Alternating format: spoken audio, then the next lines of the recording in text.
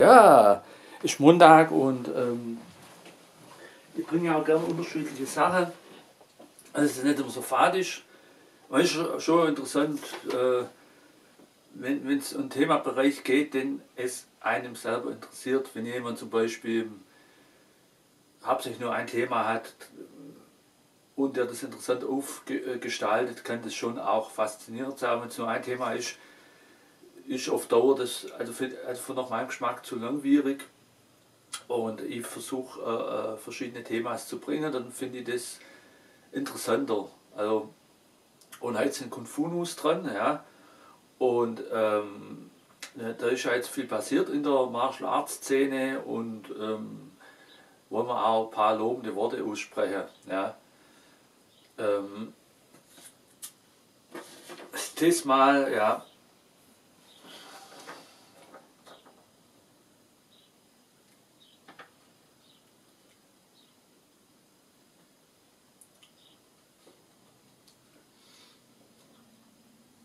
Offen und ehrlich gesagt, also bin ich jemand, der auch versucht, alles richtig zu machen, aber ich bin ja auch ein Mensch, der auch mal Fehler macht und auch dafür dann einstehen kann. Ja. Und da fand ich das hat man jetzt bei den anderen nicht gehabt, mit dem Rebell auch gute, faire Aussprache gehabt. Ja. Das fand ich gut, fand ich auch starke Aktion. Auch, dass er Entschuldigung annimmt und sich auch entschuldigt hat und das zu akzeptieren, dass jemand sich entschuldigt und es auch dann annimmt, finde ich auch dann auch großer Charakter, ja, und auch sich für seine Fehler entschuldigt und das fand ich super und von daher bin ich auch ganz lange oder halt guter Kontakt mal eine Weile gehabt. Wie lange weiß ich jetzt nicht mehr, muss ich ehrlich sagen. Ich glaube, der war schon länger, aber jetzt sind wir hier. Und der Don, der hat eine gute Menschenkenntnis, wenn der gesagt hat, ja, der hat sich jetzt auch positiv verändert. Der ist jetzt nicht mehr der Mensch von 2018, das bist du auch nicht mehr, Timo. Man entwickelt sich ja irgendwo alle weiter. Und da haben wir auch gern für den Rebel eingesetzt. Wir waren ja zu dritt. Ja. Und der Rebel hat sich ein paar Monate nicht gemeldet und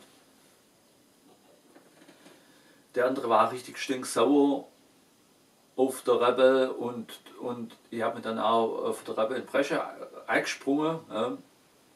Ich habe damals also ich mochte eigentlich alle drei. Ja, den Dritter im Bunde, ja, ich weiß nicht was von dem halten soll, aber vom Rebell halt immer noch so viel und da bin ich, muss ich sagen, schon auf mich stolz, dass ich da mich für den Rebell eingesetzt habe. Und ich habe mir eher Sorge über den Rebell gemacht, weil er ja monatelang sich nicht gemeldet hat. Ich habe Verständnis gehabt, dass er quasi, wenn jemand umzieht und renoviert und trainiert und arbeitet und schichtet, dass der halt nicht die Zeit hat, sich ständig bei irgendwelche andere Leute zu melden. Und das war, da habe ich auch gedacht, dass er sich erstmal um seine Sache kümmere, dass der Umzug funktioniert, dass das Renovieren funktioniert. Der Bezieher ist auch gefitzelt und dass sein Geschäft läuft, dass Kohle reinkommt, dass er sich um sein Freunde kümmert und was er da hat. Und ich habe mir halt deswegen Sorge gemacht, weil mein Schwager, der ist ja Amerikaner, der ist dann nach Amerika gegangen wieder und ich habe ihm E-Mail geschrieben und hat sich lang nicht gemeldet.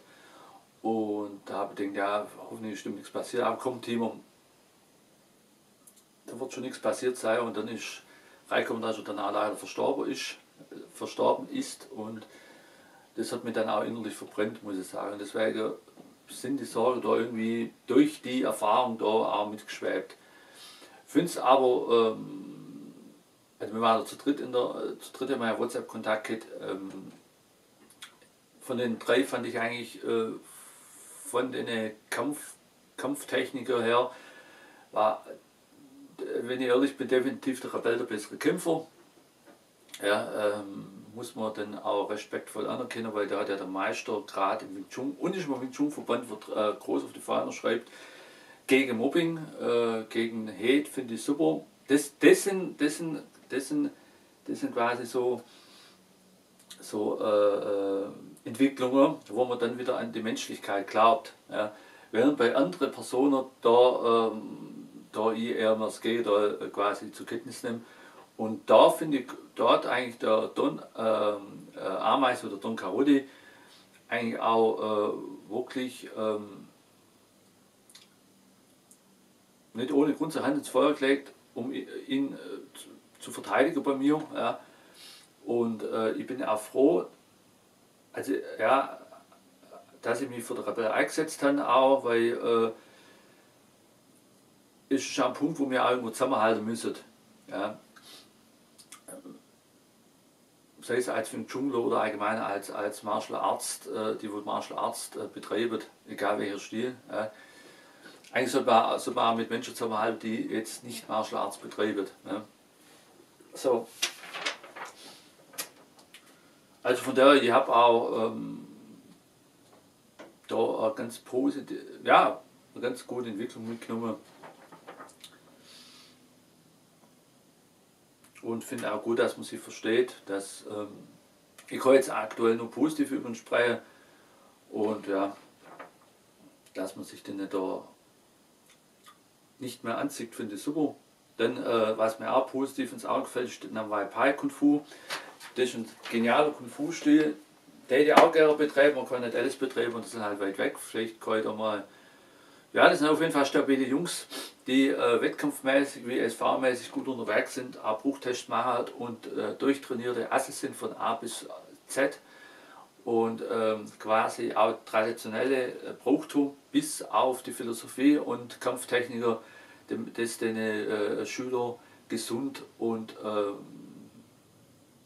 vernünftig auch vermitteln können und da auch quasi Leistungsentwicklung zum Erkennen ist und die auch dann wirklich wirklich eine richtige große Familie sind. Und ja, das sind wirklich Vorbilder und großartige Personen. Es war die Libo aber auch, das sind irgendwie ja, nahe verwandt, da hat sich auch einer abgespalten. Ja, so. Dann Taekwondo mache ich wieder aktuell, habe ja eine geniale Schule gefunden, macht mir Spaß, mich da im Taekwondo zu entwickeln. Mich da am Ball bleiben und quasi mich selber kennenlernen durch die Arbeit im Taekwondo. Ja.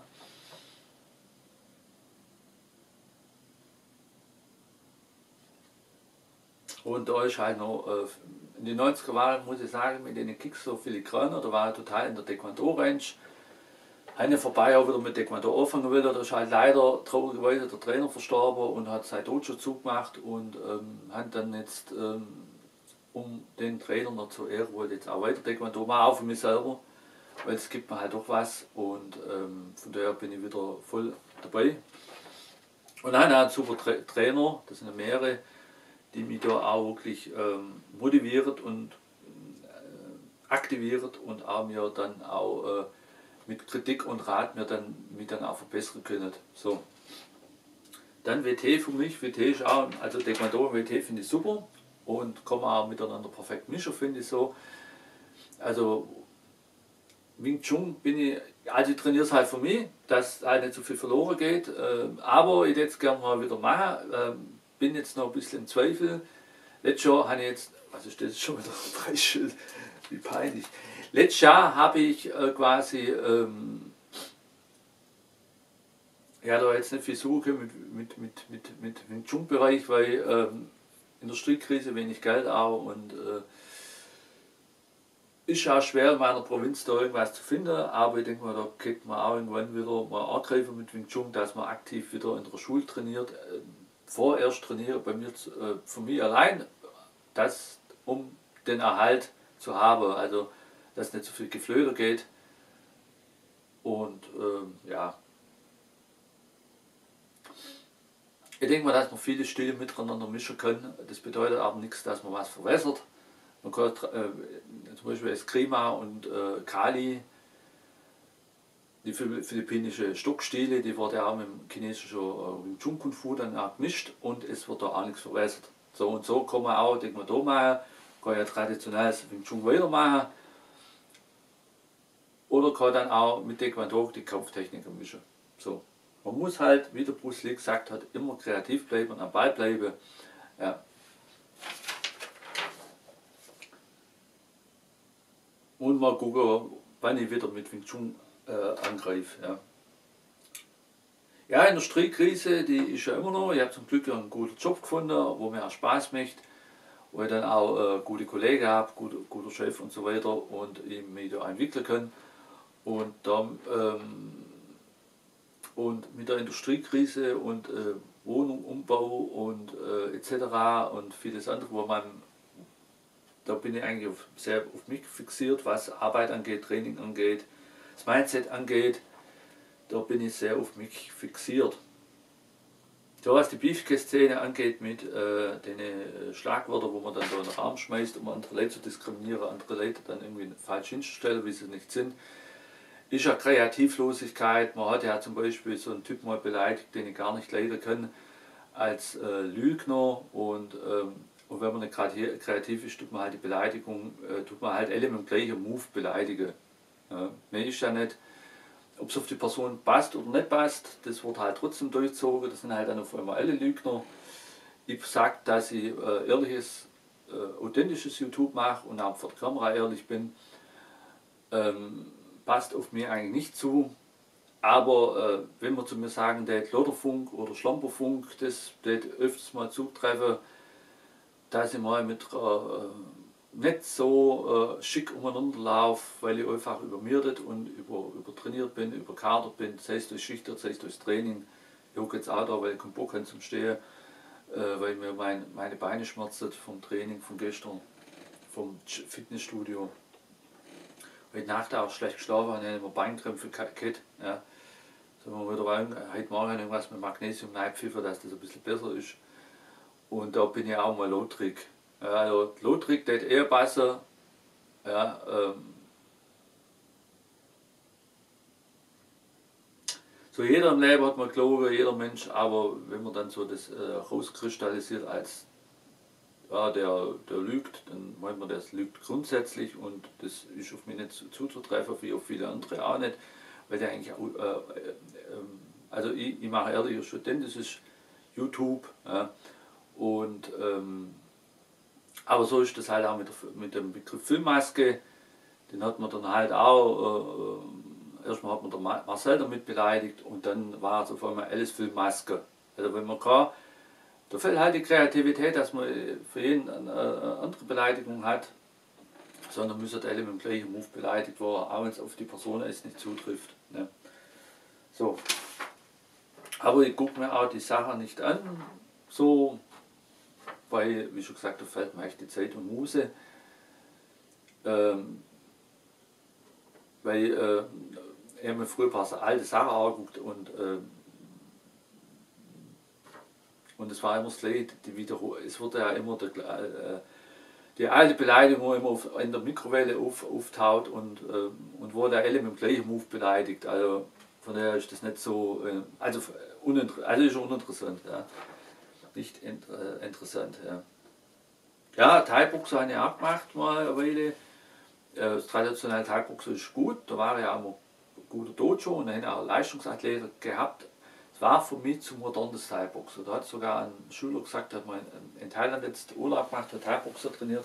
Es wäre noch eine ganz andere Klasse, traditionelles Thai-Boxer zu trainieren wie hier, hat er gemeint. Und das Thai-Boxer, wo ich trainiert habe, das ist da dann total in die MMA-Schiene reingerutscht. Und gut, wir haben auch MMA ausprobiert und so, auch brasilianisches Jiu-Jitsu habe ich ausprobiert, aber es war halt nicht meins. Es war gut, aber es war nicht meins. Und wenn ich Thai-Boxer liebe, dann, also wenn es Thai-Boxer zu bestimmen, dann nur das Traditionelle und nicht das Moderne, wo man ins MMA boxiert. Ne? Weil im Wing Chun habe ich gelernt, nicht Kraft gegen Kraft zu lernen, das ist im brasilianischen Jiu-Jitsu was anderes, was auch im MMA drin ist. Da kämpfen wir am Boden gern Kraft gegen Kraft und im Wing Chun, wenn der Bodenkampf gibt, ist das halt das Fakt gemünzt, dass man den Kampf so schnell wie möglich beendet. Dann auf Nas schlecht, mit dem Ellenbogen irgendwas am Kopf möchte, Schläfe, Nas, ne, auch andere Bereiche, um den Kampf schnell zu beenden. Es kann auf der Strecke sein, dass dann eine dritte Person oder vierte Person eingreift gegen deine Gunst und dass du so schnell wie möglich aus dem Bodenkampf rauskommst und wieder stehst. So. Im Wing Chun sagt man auch, versuch nicht in den Bodenkampf zu kommen. Und wenn du in den Bodenkampf kommst, versuch den Bodenkampf schnell zu beenden, dass du schnell wieder aufrecht stehst. Und das ist halt ein Streit, das ist wieder anderer Range, anderes Level. Im Otgagon, ich kann es nochmal aussprechen, da greift kein Dritter, kein Vierter ein, das sind die zwei Athleten und das ist halt eine Wettkampfform, die auch hohe Leistung fordert. Und da greift kein Dritter ein, da greift kein Vierter ein, das ist halt auf der Strecke anders, weil es da keine Regel gibt. Ja. Und wenn ihr dann da Schach spielt mit Grappling, ist das hohes Niveau und auch richtig schwierig und sind auch Athleten, die ich bewundere und respektiere. Aber wenn ich erstmal jahrelang das Gegenteil gelernt habe, und ich merke halt, okay, der Stil passt nicht zu mir, kann nicht alles zu ihm passen, da ist der Stil trotzdem genial und super, was er MMA ist, aber es passt halt nicht zu mir. Ja. Weil mit Kraft gegen Kraft am Boden zu kämpfen, gut, vielleicht hätte ich mir irgendwann da einmal eingefuchst, aber ich habe gemerkt, okay, das passt halt nicht zu mir. Ja. Das ist nicht mein Ding und das muss man halt akzeptieren, dass nicht jeder Stil zu einem passt. Ja. So. Und deswegen habe ich trotzdem nichts an sich gegen den Stil, was MMA betrifft. Ist ein genialer Stil. Eigentlich ist ja schon ein Kampfsportsystem, weil so viele Stile drin sind. Aber wie manche MMAler sich oder viele MMAler sich heutzutage benehmen, finde ich auch nicht richtig. Das fand ich aber damals im WT auch nicht richtig, andere Stile schlecht zu machen.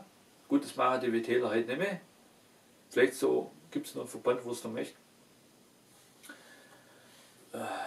Bis auf einen habe ich da nichts mitgekriegt, da ist das auch falsch.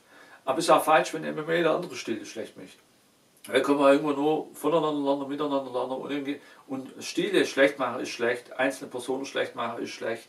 Das ist nur Aussage für die eigene Bildungslücke und eine Aussage gegen uns selber, wenn man andere Personen schlecht möchte oder andere Stile. So. Ich persönlich bin richtig auf mich fixiert. Wie schon gesagt, ich bin heute Morgen auch bald aufgestanden, Haushalt gemacht, Hund spazieren gegangen. Gestern habe ich nochmal meinen Bewegungsablauf gelernt für das Taekwondo. Das habe ich heute Morgen auch noch gemacht. Bin schon wieder im Zeitdruck, muss in Spätschicht etc. Also, und das sind mir jetzt, mir als Person, meine Ziele sind mir wichtig und Scheuklappen auf, aufstehen und weiterkämpfen. Ja. No return, no surrender in dem Sinne. Christian H. Grüße gehen raus, war ja dein Lieblingsspruch. Und wie schon gesagt, bin mehr für das Miteinander. Ja, und ich persönlich, ja, ich kann mal eine Aussage machen, aber ich bin niemand, der jetzt so über andere herzieht, sondern ich bin einfach jemand, der mal loben kann, der sich auf seinen eigenen Weg konzentriert und sich versucht, für das sich weiterzuentwickeln, was mir zur Verfügung steht. Wie weit das ist, das sieht man dann in laufender Entwicklungszeit. Und selbst wenn eine kleine Entwicklung ist, ist das eine Entwicklung, worauf ich stolz bin. Ja. Und es ist leicht, positiv zu denken, wenn alles positiv läuft. Es ist aber stark positiv zu denken, wenn auch vieles mal schlecht läuft. Ja. Und wenn alle auf einen losgegangen oder viele auf einen losgegangen oder manche auf einen losgegangen in dem Fall, dann ist der eine der weiter kämpft, stark und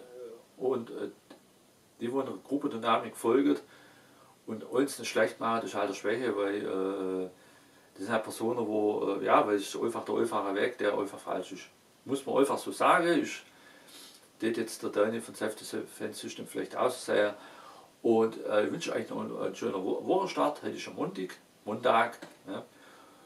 Und ich glaube an euch, dass ihr eure Ziele packt und ich wünsche euch was. Liebe Freunde, Lieferung Ende im Gelände. Zeit sehen.